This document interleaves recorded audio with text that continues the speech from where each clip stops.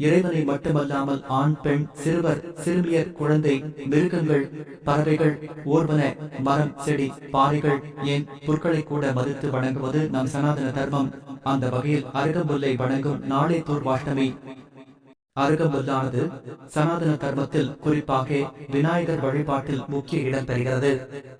விநாயகருக்கு அருகம்புல் மாலை சூட்டுவது ஆன்மீக ரீதியாக நன்மை அளிப்பதாகவும் காரிய தடைகள் நீங்க உதவுவதாகவும் நம்பப்படுகிறது.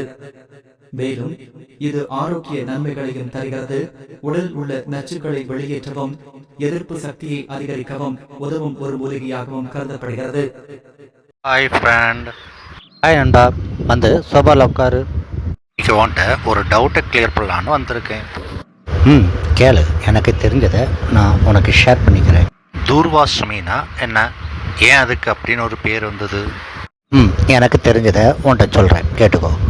அருகம்புல்ல தூர்வை என்பார்கள். தூர்வையை ஆராதிக்கும் தினமாக கருதப்படுகிறது தூர்வாஷ்டமி.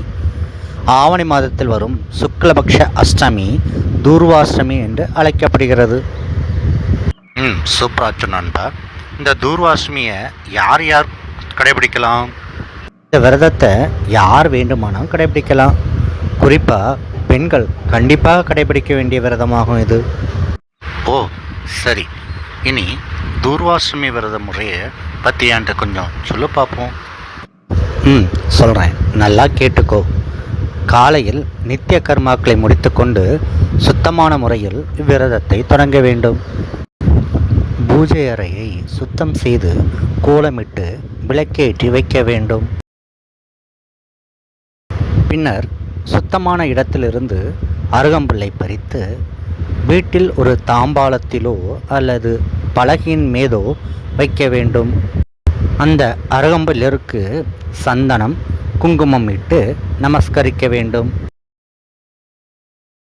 பின்னர் அருகம்புல் மீது கணபதியை வைத்து பூஜிக்க வேண்டும்.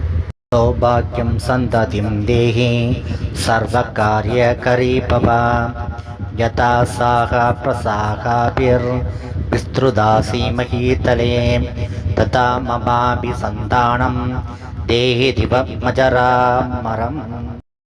இதன் பொருள், ஹே அருகம்புல்லே, நீ அமிர்தத்திலிருந்து உண்டானாய், தேவர்களாலும் அசுரர்களாலும் வணங்கப்படுகிறாய். எங்களுக்கு சௌபாக்கியத்தையும் குழந்தை செல்வத்தையும் தந்து அனைத்து காரியங்களையும் வெற்றியடைய அருள் புரிய வேண்டும். எவ்வாறு நீ கிளை உபக்கிளை என்று பறந்து விரிந்து பூமி முழுவதும் பரவுகின்றாயோ அதுபோன்றே எனது வம்சத்தையும் மகன் மகள் பேரன் பேத்தி அவர்களுக்கு குழந்தைகள் என விரிவடை செய்வாயாக. இவ்விரதத்தை கடைபிடிப்பதனால் சகல சௌபாக்கியங்களும் ஏற்படும். நமது பாரத தேசத்தை பலமாக வைத்துக் கொள்வதற்கும் குறைவிலா உணவு நீர் ஆடை கிடைப்பதற்கும் நீண்ட ஆயுள் புத்திமான்களான வீரர்களான புத்திரபாக்கியம் பெறுவதற்கும் நினைத்த காரியங்கள் கைகூடுவதற்கும் இந்த விரதம் உதவும்.